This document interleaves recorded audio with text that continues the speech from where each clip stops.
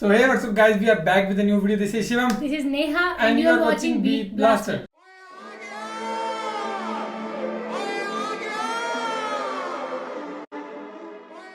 So आपके लिए लेके आ गया पार्ट 34 मोहम्मद सब के लिए.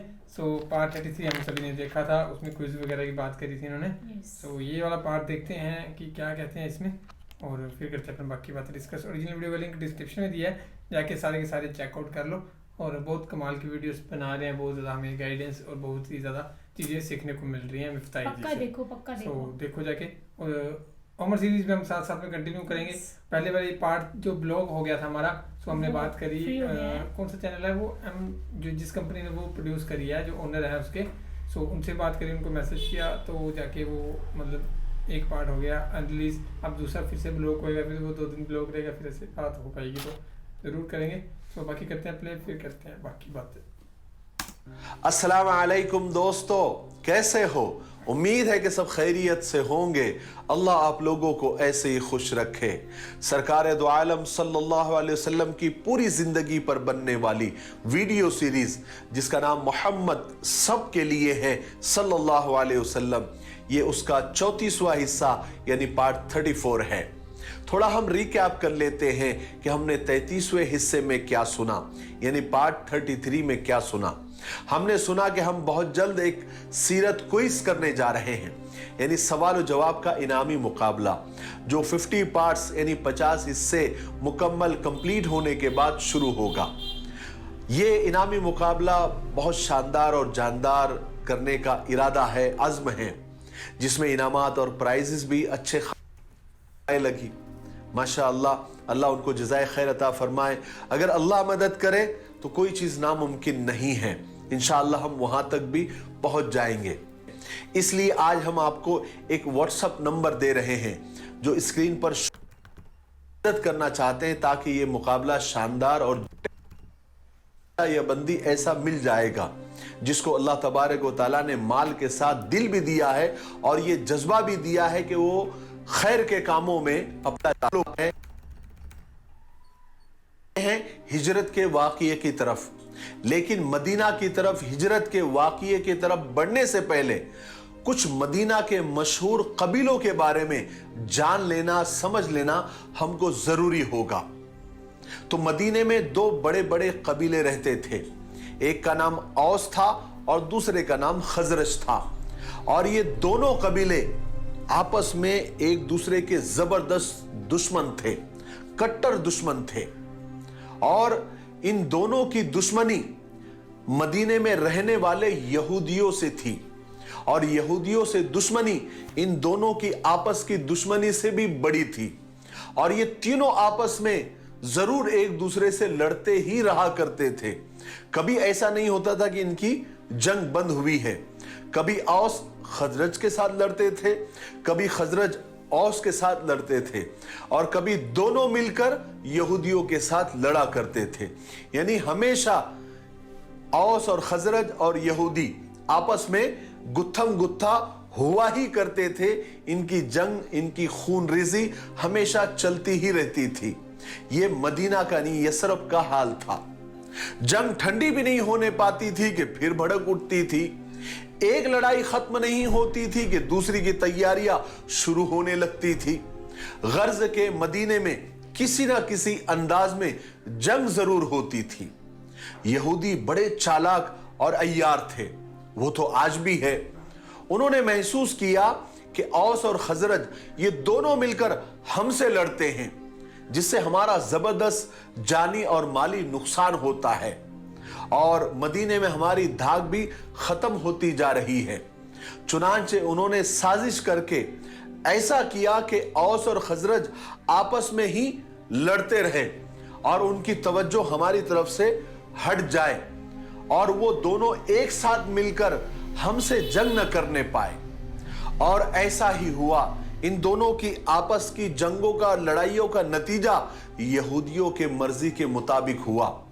इन दोनों कबीलों में आपस में तो दुश्मनी थी ही, लेकिन यहूदियों की चालों की वजह से इनकी दुश्मनी और सख्त हो गई. इस जंग में औस और खजरज के बड़े बड़े सरदार मारे गए. यहां तक कि उनके दरमियान मामूली बातों पर जबरदस्त जंगें और लड़ाइयां होने लगी। मालो दौलत और जो भी रिश्ते उनके दरमियान थे वो खत्म होने लगे। उनकी ताकत कमजोर होने लगी और दौलत उनके पास से जाने लगी और इन दोनों कबीलों के आदमी मरने लगे और उन्हें यहूदियों से और अपने दूसरे दुश्मनों से लड़ने की फुर्सत ही नहीं रही। और यहूदी तो इंतहाई मक्कार थे। उन्होंने एक चाल और चली कि इन दोनों कबीलों में जो हारा हुआ कबीला था उनके साथ इन्होंने एग्रीमेंट कर लिया, सुलह कर ली, उनसे दोस्ती कर ली ताकि उनमें से एक कबीला कमजोर हो जाए और दूसरा मजबूत हो जाए। इस तरह खुद यहूदियों की हैसियत बढ़ जाएगी। इस हरकत से एक तरफ वो दोनों कबीलों पर अपनी सरदारी मुसल्लत करना चाहते थे ताकि दोनों कबीले यहूदियों के सामने कमजोर और जलील हो जाए, और दूसरी तरफ इसका फायदा यह भी होगा कि सारा बाइज्जत काम और दौलत पैदा करने के सारे रास्ते यहूदियों के कब्जे में आ जाएंगे। और ये लोग औस और खजरत के सामने और सारे यसरब के सामने बड़े फख्र के साथ कहा करते थे कि हमारा मजहब एक बाकायदा शरीयत है और हमारे पास खुदा की किताब भी है। जबकि औस और खजरत पत्थर के बुतों के आगे सर झुकाते थे और ये यहूदी उन लोगों को शर्म दिलाते थे, आर दिलाते थे, उन्हें डराते थे, धमकाते थे कि तुम्हारा अंजाम खराब होगा, और अपनी किताब से रसूल पाक सल्लल्लाहु अलैहि वसल्लम के ज़ुहूर का यानी आखिरी नबी के जाहिर होने का हवाला देकर उन्हें डराते और धमकाते थे कि वो आखिरी नबी आ चुका है, जाहिर हो चुका है, उसका जमाना शुरू हो चुका है और हम उन पर ईमान ले आएंगे, उनकी पैरवी करेंगे, फिर उस आखिरी नबी के साथ मिलकर हम तुमको तहस नहस कर देंगे, तुमको खत्म कर देंगे, जैसे पिछली कौमों को खत्म कर दिया गया था। फिर हुआ ये कि कुछ ही अरसे के बाद औस और खजरत के दरमियान एक जबरदस्त लड़ाई शुरू हो गई और ये जंग की आग इतनी सख्ती के साथ भड़क उठी और इस हद तक बढ़ गई कि उसने सब कुछ फना कर दिया। लेकिन चूंकि कबीले औस यहूदियों के साथ मिल गए थे, उनके साथ उनका एग्रीमेंट हो गया था, सुलह हो गई थी, इसलिए वो लोग ये जंग जीत गए और जंग खत्म हो गई। जंग के बाद जब दोनों कबीलों ने अपनी हालत पर नजर दौड़ाई तो ये देखकर सख्त परेशान और शर्मिंदा हुए कि इस लड़ाई में दोनों ही कबीलों के जान और माल का जबरदस्त नुकसान हो गया था। उनका वकार, उनकी इज्जत भी खत्म हो गई थी। इस जंग का नाम तारीख की किताबों में जंग बास या बुआस का नाम दिया गया। इन दोनों कबीलों ने देखा कि जंग जीतने वाला भी और जंग हारने वाला कबीला भी दोनों यहूदियों के गुलाम और उनके इशारों पर नाचने वाले बनकर रह गए। इन दोनों कबीलों ने अपनी तबाही पर जब नजर डाली तब उन्हें अपनी बेवकूफी का अंदाजा हुआ। इसलिए उन्होंने बहुत सोच विचार के बाद यह फैसला लिया कि हम दोनों कबीलों को एक हो जाना चाहिए, वरना अगर यही हालत रही तो बहुत जल्दी दुनिया से हमारा नामो निशान मिट जाएगा। उसके बाद उन लोगों ने आपस में सुलह कर ली और इस बात पर भी राजी हो गए कि दोनों कबीलों का एक सरदार होना चाहिए, और इस ओहदे के वास्ते सब ने एक जबान होकर कबीले खजरज के अब्दुल्ला बिन मोहम्मद को अपना सरदार चुना, क्योंकि वो एक बाइज्जत आदमी था और साथ ही उसकी समझदारी और अक्लमंदी भी बेहद मशहूर थी।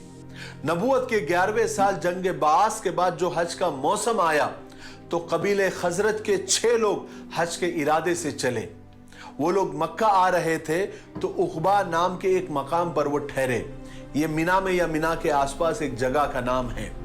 आप सल्लल्लाहु अलैहि वसल्लम चूंकि अब दिन के वक्त जब तबलीग के लिए निकलते तो अबू जहल, अबू लहब आपको परेशान किया करते थे, इसलिए आप सल्लल्लाहु अलैहि वसल्लम ने अब रात के वक्त चुपके से मक्का से बाहर निकलते, लोगों के खीमे तलाश करते, लोगों के ग्रुप को, वफ्द को तलाश करते और उनके पास जाकर अल्लाह के दीन की दावत देते।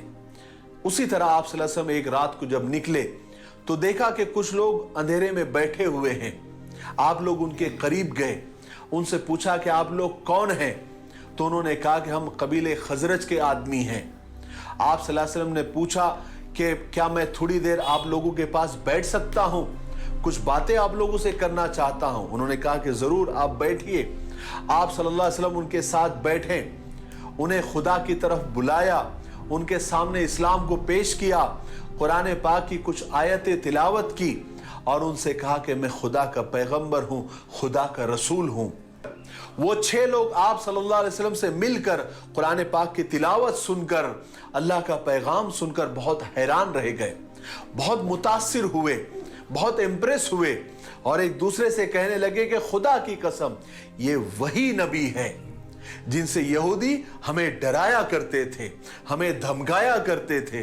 हमें फौरन बिना सोचे समझे इन पर ईमान ले आना चाहिए, इस नबी की पैरवी कर लेनी चाहिए, वरना हमसे पहले वो यहूदी इनकी पैरवी कर लेंगे, इन पर ईमान ले आएंगे। चुनांचे उसी वक्त उन लोगों ने आप सल्लल्लाहु अलैहि वसल्लम की सच्चाई का इकरार किया और आप पर ईमान ले आए। वो 6 लोग कौन थे? Abu Umama Asad bin जरारा, of bin Haris, Rafe बिन मलिक, कुतबा बिन आमिर, जाबिर बिन अब्दुल्ला और उकबा बिन आमिर नाबी थे। उन्होंने आप सल्लल्लाहु अलैहि वसल्लम से कहा कि हम अपने पीछे एक ऐसी कौम छोड़कर आए हैं जिनके अंदर ही आपस में इतनी दुश्मनियां, इतनी बुराइयां, इतनी लड़ाइयां हैं कि शायद किसी और कौम में होगी, मगर हो सकता है कि अल्लाह उन्हें आपकी बरकत से एक कर दे, उनमें इत्तेहाद पैदा कर दे, उनमें मोहब्बत पैदा कर दे। अब हम उनके पास जाकर आपका पैगाम उन्हें सुनाएंगे, अल्लाह का पैगाम उन्हें सुनाएंगे, कुरान पाक का पैगाम उन्हें सुनाएंगे, उन्हें दीन की तरफ हम बुलाएंगे। हो सकता है कि वो एक हो जाए, आपस में मोहब्बत करने लगे। अगर वो एक हो गए, उनमें आपस में सुलह हो गई, तो फिर आपसे इज्जतदार उनकी नजर में कोई नहीं होगा। उसके बाद ये लोग मुसलमान बन गए, मदीना अपने घरों को वापस गए और जाकर अपनी कौम को अपने मुसलमान होने की इत्तला की, खबर की। इन लोगों ने कहा कि हमने उस नए नबी के हाथ पर ईमान कबूल किया है जिनसे हमें यहूदियों ने डरा के रखा था। और फिर इन लोगों ने मदीना में आम तरीके से खुलेआम इस्लाम की तबलीग करना शुरू कर दी, लोगों को अल्लाह की तरफ बुलाना शुरू कर दिया और हजरत मोहम्मद सल्लल्लाहु अलैहि वसल्लम का पैगाम लोगों तक पहुंचाना शुरू कर दिया। यहां तक कि पूरे मदीने में कुछ ही दिनों के अंदर एक घर भी ऐसा बाकी नहीं रहा जिसमें रसूल पाक सल्लल्लाहु अलैहि वसल्लम का चर्चा न हो गया हो। अगले साल यानी नबूवत के 12वें साल जब हज का मौसम आया तो उसी उक़बा नाम के मकाम पर रसूल पाक सल्लल्लाहु अलैहि वसल्लम के पास औस और खजरज के 12 आदमी आए। 6 तो पहले के ही थे जिनके नाम मैंने पहले आपको बता दिया। अब 6 और नए ईमान लाए थे जिनका नाम ज़कवान बिन कैस, उबादा बिन साबित, यजीद बिन सालबा, अब्बास बिन उबादा, अबुल हैसम मालिक बिन तैहान और अवेम बिन साइदा था।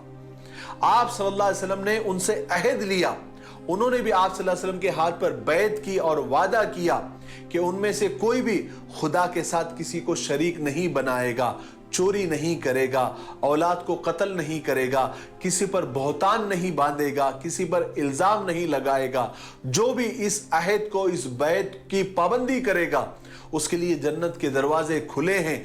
और कोई अगर इस अहद के, इस एग्रीमेंट के, इस बैत के खिलाफ जाएगा, अगेंस्ट जाएगा, उसका मामला अल्लाह के हाथ में है। चाहे तो वो माफ कर देगा, चाहे तो वो जहन्नम में दाखिल कर देगा। इस बैत को बैत उक़बा भी कहा जाता है। इस बैत के बाद जब वो लोग मदीना वापस जाने लगे तो आप सल्लल्लाहु अलैहि वसल्लम ने मुसाब बिन उमैर और एक और सहाबी है गालिबन अब्दुल्ला इब्ने उम्मे मक्तूम, इन दोनों सहाबी को साथ में कर दिया ताकि ये लोग जाए, मदीने वाले को कुरान पढ़ाए और इस्लाम की तालीम दे, दीन को समझाए, अल्लाह उसके रसूल के पैगाम को समझाए। फिर क्या था, मदीने में इस्लाम फैलने लगा। प्यासे दिल इस नेमत को पाकर खुश और सैराब हो गए। हजरत मुसाब बिन उमैर मदीने में असवद बिन जरारा के घर में ठहरे हुए थे। लोग आते थे, नए नए اور دین کو قبول کرتے تھے, ایمان کو قبول کرتے تھے. حضرت مصعب بن عمیر پورے جوش اور خروش کے ساتھ ان کو دین سکھاتے تھے. بعض لوگ ایسے بھی تھے جنہیں اپنا پیدائشی دین یعنی اپنے باپ دادا کا مذہب چھوڑتے ہوئے شرم آتی تھی, اور کچھ لوگ اپنے غرور, اپنے بڑائی کی وجہ سے رکے ہوئے تھے.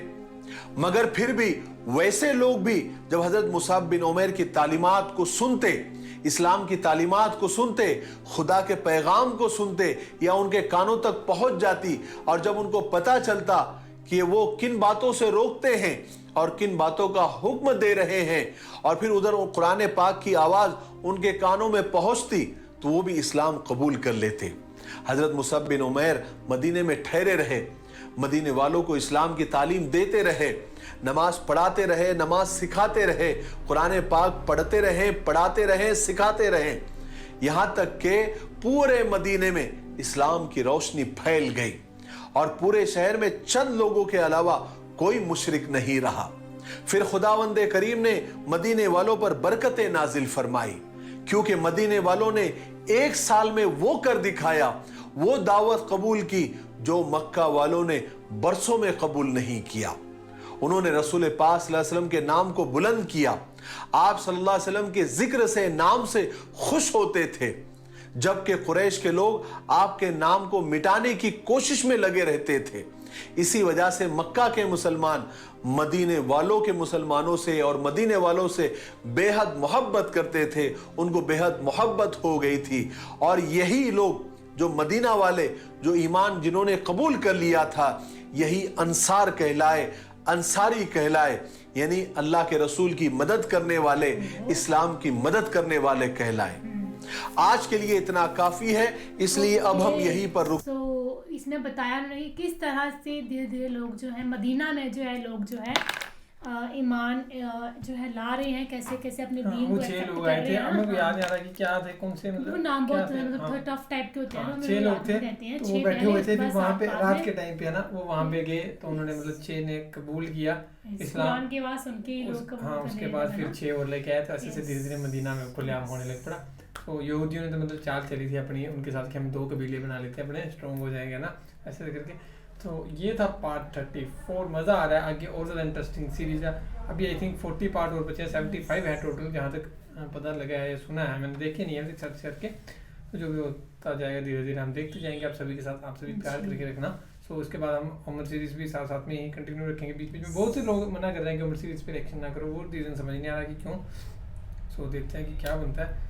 اور باقی یہ کہ چینل کو سبسکرائب کر دو اور پیار کر کے رکھو بہت زیادہ. تو باقی فی الحال اس ویڈیو میں thank you so much for watching the video. میں دینا نیکسٹ ویڈیو.